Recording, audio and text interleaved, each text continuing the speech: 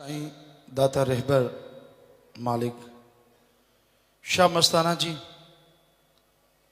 जिन्होंने सच्चा सौदा बनाया, स्वर्ग जन्नत का नजारा दिखाया,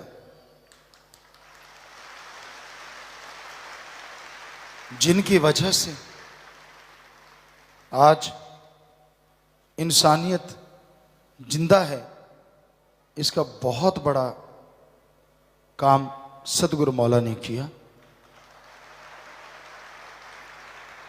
इस घोर कलयुग में लोग गिरते जा रहे हैं, पर उनमें करोड़ों लोग संभले हुए हैं।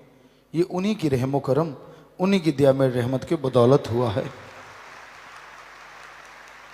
तो सतगुर मुर्शिद कामिल शाह सतनाम शाह मस्तान का जितना गुणगान गाया जाए उतना कम है।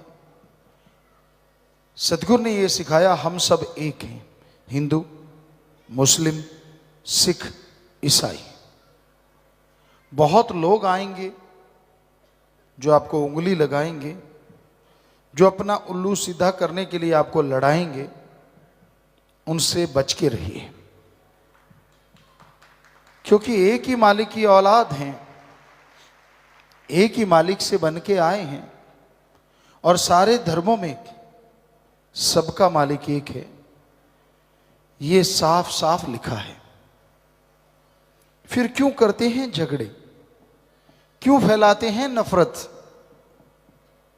अपना उल्लू सीधा करने के लिए शातिर दिमाग लोग, चालाक लोग, ओवर स्मार्ट लोग आम भोले भाले लोगों का इस्तेमाल करते हैं। परेशान रहता है, लड़ता झगड़ता रहता है।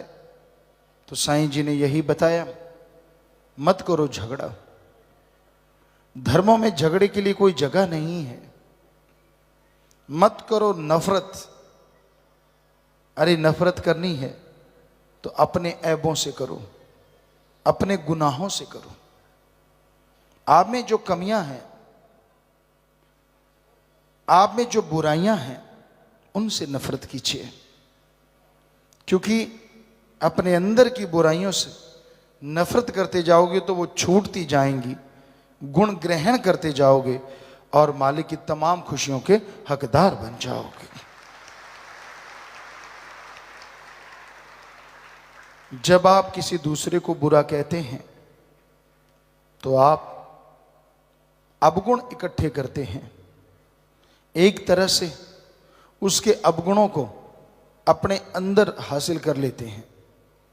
इसलिए कभी भी दूसरों के अवगुण नहीं, गुण देखा करो। जो बल्ख बुखारे अफगानिस्तान साइड से थे, ढूंढते ढूंढते आए कि मुझे रूहानियत की शिक्षा लेनी है, मैंने अल्लाह ताला का रहमो करम हासिल करना है, दीदार करना है। तो किसी ने बताया कि इस समय तो कबीर साहब हैं। तो वो कबीर साहब जी के पास पहुंचे। कबीर जी कहने लगे, हाँ जी बताइए। कहता, जी मैं ऐसे बादशाह हूं, ऐसे ऐसे आया हूं, आपसे नाम लेना। कहते, इसके लिए अपने आप को साधना पड़ता है। कहता, जी मैं साधूंगा। कहते, फिर बादशाह छोड़ो। कहता, छोड़ी। कहते, कर सेवा। कहता, जी करूंगा। लग गया सेवा करने। अब सेवा करता था बेचारा, वहां सूत काटना, सूत को रंग देना, फिर उससे चारपाई जो भी सूत बनाना, कपड़ा बनाना, वो लगा रहता। करते करते करते करते 6 साल गुजर गए। कबीर जी के घर से जो लोई थी वो कहने लगी, कबीर साहब अब इसको नाम दे दो, बेचारा बादशाह है, 6 साल हो गए इसको। कबीर जी कहने लगे, अभी इसमें से कुछ गंदगी गई नहीं। कहने लगे, जी आपको पता होगा। कहते, नहीं आप आजमा लो। कहते, जी क्या करूं? कहते, थोड़ा कीचड़ मिट्टी, ऐसे कीचड़ जो होता है वो उठाओ, और सुबह ये जब गली में से गुजरे इसके ऊपर डाल दो, फिर पीछे हट के सुनो क्या कहता है। कहती, जी सतवचन। क्योंकि कहते हैं लोई ऐसी भक्तनी थी जो अपने पति और गुरु कबीर साहब के हर वचन पे सत वचन कहती नहीं थी, करती थी।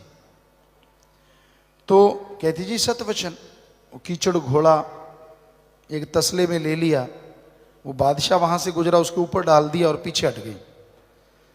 बादशाह ने ऊपर देखा, कहता डालने वाले, ये तो मैं यहां सेवा कर रहा हूं, बलक बखारे होता करता सो करता।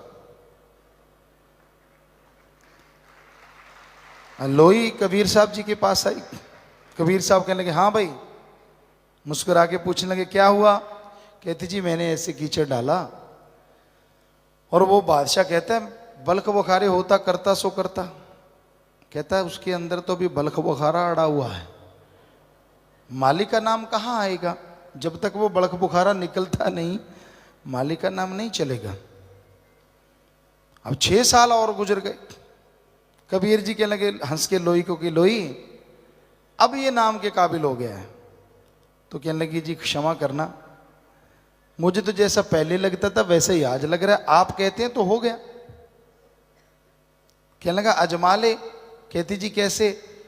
कैसे उस टाइम तूने कीचड़ डाला था, इस टाइम पशुओं की आदमियों की पूरी गंदगी घोल के इसके ऊपर डाल दे, फिर पीछे होके सुनना क्या कहता है। कहती जी सतवचन। उसने वैसी गंदगी घोल बनाया, जब बादशाह वहां से गुजरने का उसके सिर पे डाल दिया और पीछे हट गए। बादशाह वहीं घुटनों के बल बैठ गया, हाथ ऊपर उठा लिए। कहता है मेरे ऊपर ये गंदगी डालने वाले, अल्लाह ताला तेरा भला करे, मेरा मन जालिम इसी के काबिल है, ये अहंकारी है, मालिक तेरा बहुत भला करे। लोही की आंखों में आंसू आ गए। कबीर साहब के पास आके नतमस्तक हो गई। कहने लगी जी आप कभी झूठ कहते ही नहीं, वाकई सच। तो कबीर जी कहने लगे अब उसका अंदर बिल्कुल साफ हो गया है। और कबीर जी ने उसको नाम दिया, और जैसे नाम देते गए रूहानी मंडलों पे तरक्की हो गई, पल में सब नज़ारे मिल गए। कहते हैं बादशाह वहां से आ गया ली। कबीर जी कहने लगे अब तो जा भाई अपने नगर, नज़ारे तुझे मिल रहे हैं, सुमन करते रहना। वो चला गया नदी के किनारे। भक्ति में कैसी शक्ति होती है। वो समुंदर के किनारे जाके बैठ गया, फटे हुए कपड़े ये सब, और इबादत में बैठा करता। तो कहते हैं एक बार उसका वो वजीर आ गया जिसको वो राजपाट सौंप के आया था। उसने देखा ये तो बादशाह बैठा है, पहचान गया। आ बादशाह के पैरों में गिरा। कहता बादशाह सलामत, अपना राज्य संभालो। मैं तो तंग आ गया, मेरे से नहीं संभलता। मैं इतने साल 12 साल हो गए, तो आपके बच्चे भी बड़े हुए हैं और आप संभालिए, मेरे से ये काबिल नहीं हूं मैं इसका। कहने के कौन सी बादशाहत, मुझे तो वो बादशाहत मिल गई है जिसमें नजारा ही नजारा है, आनंद ही आनंद है, लज्जत ही लज्जत है। वजीर कहने लगा जी कौन सी लज्जत, फटे हुए कपड़े, बुरा हाल है आपका, कौन सी लज्जत है। वो मुस्कुराया। कहता फिर और कहाँ लज्जत है। कहता देखो ये आपकी सेना खड़ी है, वहाँ आपके इतने इतने बढ़िया बढ़िया महल हैं, ये कहता आपकी सब कुछ है, तो आप यहाँ क्यों ये फटे हुए कपड़ों में और बैठे हो भक्ति करने। कहने लगा नहीं, अब मैं उसकी बादशाहत कबूल कर चुका हूँ जो सबका बादशाह है, मैं बादशाह कैसे बनूं। बजी कहने लगा नहीं फिर भी सेना तो रख ही लो। बादशाह कहने लगा सेना मेरे किस काम की। कहते नहीं जी आपके काम आएगी। तो वो ऐसे अपना गुद्दड़ सी रहा था बादशाह, उसने सुई निकाली और यूं समुद्र में फेंक दी। कहता तेरी सेना काम आएगी तो ऐसा कर मेरी सुई वापस निकलवा दे। सारे लग गए, सुई आए तो आए कहां से, समुद्र में सुई ढूंढते रहे, मत्था मारते रहे, कई घंटे गुजर गए, नहीं मिली। तो वजीर झुक गया। कहता जी, कहता करो जी ये ऐसा क्या है। कहता अभी देख उसकी गैबी फौजें हैं जो दिखती नहीं। उसने दुआ की और जैसे तवज्जो डाली, एक मछली सुई लेके बाहर आ गई उछल के। सुई ले ली, मछली को पानी में धकेल दिया। कहता ये देख मेरे बादशाह की फौज, तेरे वाले तो पानी में है ही नहीं, मेरे वाले तो पानी में भी रह रहे हैं। क्योंकि सारी मालिक की रियाय है, प्रजा है। सो कहने का मतलब ऐसे विचारों को काबू कीजिए तो रूहानी स्वरूप के दर्शन होते हैं। बात बात पे तुणक मिजाज, बात बात पे खुद ही आ जाना, अहंकार आ जाना, ऊपर से गुरु पीर फकीर को दोष देते रहना कि मुझे मेरा 10वां द्वार नहीं खुला यार, मैंने बहुत जोर लगाया है। तूने व्यवहार कितना चेंज किया है जरा सोच। क्या तू बदला है? क्या बदलाव आए हैं तेरे तरह के? बलख बुखारा अड़ा हुआ है, बात बात पे तो तेरा बलख बुखारा बाहर आ जाता है। तो कहने का मतलब नूरी स्वरूप मालिक का अगर हासिल करना हो, जिसमें करोड़ों सूरजों से बढ़ के प्रकाश है, तो पहले शरीर को उसके काबिल बनाना पड़ता है, तब जाके वो अंदर से नूरी स्वरूप प्रकट होता है। और जो बहुत सेवा करते हैं, बहुत संस्कारी रूहें होती हैं, पता नहीं कितने जन्मों की भक्ति की होती है, अगर वो उनको मालिक कई बार पल में भी नूरी स्वरूप दिखा देते हैं, ये बात अलग होती है। अदरवाइज इंसान को अपने आप को साधना, साधक का मतलब साधना, तो कई बार कई नकल भी करते हैं। एक बार हमें हंसने की किसी ने बात बताई कि पिताजी आपने ये बात सुनाई बलख बुखारे वाली, तो किसी सेवादार ने ऐसा किया कि दूसरे के ऊपर कूड़ा डाल दिया, वो कहता तेरा भला हो। तो ऐसा करने से कुछ होता नहीं। ये तो अंदर की महल साफ करनी है, अंदर की भावना शुद्ध करनी है। ये तमाशागिरी करने से कुछ मिलने वाला नहीं है। वो अल्लाह, वो वाहिगुरु, वो राम, वो गॉड, वो खुदा तो अंदर की भावना देखता है। कूड़े करकट से मतलब नहीं है कि आप में दीनता आई कि नहीं, आप में नम्रता आई कि नहीं, तुनक मिजाजी खत्म हुई कि नहीं। कोई आपको कुछ बोले तो क्या आपके अंदर ऐसी सहन शक्ति आई है कि नहीं आई? वो अगर आ जाती है तो नूरी स्वरूप ना मिले, हम आपको गारंटी देते हैं 100%। उसी टाइम नूरी स्वरूप के दर्शन हो तो सुमरन कीजिए, बचनों पे रहा कीजिए, सुमरन के पक्के जरूर बनिए, असूल बनाइए कि हाँ जी 5 मिनट से सुमरन शुरू कर लो। 5 मिनट तो कोई बड़ी चीज नहीं, 5 मिनट यूं हो जाते और मिनट 2 मिनट रोज के बढ़ाते जाओ, बस कुछ दिनों में आधे घंटे घंटे पे पहुंच जाओगे। ये नहीं कि रोज ही 5 मिनट ही करना है, उसको बढ़ाते जाइए। कोई पता नहीं कलयुग है, अगला कहते गुरुजी ने बोला 5 तो करूंगा ही, तो हम तो ये कहते हैं एक दिन 5, अगले दिन 7, अगले दिन 9, ऐसे बढ़ाते जाओ तो आसानी से टाइम भी बढ़ जाएगा, भक्ति भी आपकी अच्छी होगी। सुमन में मन लगे न लगे, पर मालिक की दरगाह में मंजूर कबूल वो सुमन आपका जरूर होगा। मनुष्य वो शरीर जिसे परम पिता परमात्मा ने सर्वश्रेष्ठ, अति उत्तम, सर्वोत्तम बनाया, वो शरीर जिसमें परम पिता परमात्मा ओम हरि अल्लाह गॉड खुदा रब वाहिगुरु की भक्ति इबादत करके मनुष्य आवागमन से आजाद हो सकता है, जीते जी गम, दुख, दर्द, चिंता, रोग मिटा सकता है और मरणोपरांत आवागमन का चक्कर खत्म कर सकता है। ऐसा शरीर भगवान ने बनाया और ऐसे शरीर में इंसान रूपी जो जीवात्मा आई है,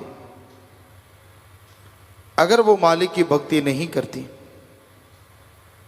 मालिक का नाम नहीं लेती, तो उसमें और पशुओं में कोई अंतर नहीं रह जाता। खाना पीना, बच्चे पैदा करना, घर बनाना, ये सब पशुओं के कार्य हैं और इंसान भी यही कार्य करता है। इसमें कुछ गलत नहीं, लेकिन गलत तब है जब यो कार्य करना चाहिए वो कार्य इंसान नहीं करता। और वो कार्य हमारे सभी धर्मों में लिखा हुआ है, ईश्वर का नाम जपना, प्रभु के नाम का सुमरन करना।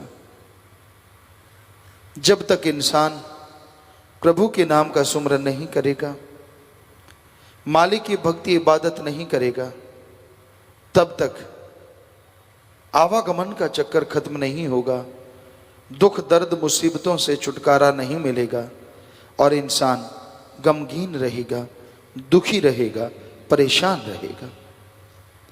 तो आप अपने अंतःकरण में देखो, उसे निकालो, उस ओंकार की भक्ति जिसने ब्रह्मा जी, विष्णु जी, महेश जी को खुद बनाया है। वो ओंकार जो सुप्रीम पावर है, सबसे बड़ी शक्ति है, जिसकी भक्ति देव महादेव सब करते हैं, जिसकी समाधि में देव महादेव सब बैठते हैं, उसकी भक्ति के लिए आपको मनुष्य जन्म मिला है और आपकी भक्ति 100% सफल है। क्योंकि मृत्यु लोक में रह के जो उस ओंकार की भक्ति करेगा, जीते जी गम दुख दर्द चिंताएं मिट जाएंगी, जन्मों जन्मों के पाप कर्मों का नाश होगा और मरणोपरांत जन्म मरण से मुक्ति, मोक्ष जरूर मिलेगा। आप प्रभु के नाम का सुमरन जैसे जैसे करते जाएंगे, आप मालिक के नाम का सुमरन जैसे जैसे करते जाएंगे, वैसे वैसे आपके अंतःकरण की मैल साफ होती जाएगी। शीशे पे धूल मिट्टी लग जाए तो अक्स सही नजर नहीं आता, चेहरा सही नजर नहीं आता, पर उसको सही ढंग से साफ किया जाए, सही तरीके से साफ किया जाए तो बिल्कुल साफ साफ जैसा आपका चेहरा है वैसा नजर आने लगता है। उसी तरह दिलो दिमाग के शीशे को प्रभु के नाम के द्वारा साफ करो। प्रभु के नाम से अगर आप साफ करेंगे, मालिक की भक्ति से अगर साफ करेंगे तो मालिक का अक्स साफ साफ उभरेगा और उसके नूरानी स्वरूप के दर्शन आप कर पाएंगे। ਧੰਨ ਧੰਨ ਸਤਿਗੁਰੂ ਤੇਰਾ ਹੀ ਆਸਰਾ। ਗੁਰੂ ਜੀ ਦੀ ਪਿਆਰੀ ਸੰਗਤ ਨੂੰ ਨਿਵੇਦਨ ਕੀਤਾ ਜਾਂਦਾ ਹੈ ਕਿ ਹਰ ਰੋਜ਼ ਸਤਸੰਗ ਸੁਣਨ ਦੇ ਲਈ ਸਾਡੇ ਚੈਨਲ ਡੇਰਾ ਸੱਚਾ ਸੌਦਾ ਨੂੰ ਸਬਸਕ੍ਰਾਈਬ ਕਰ ਲੈਣਾ ਜੀ।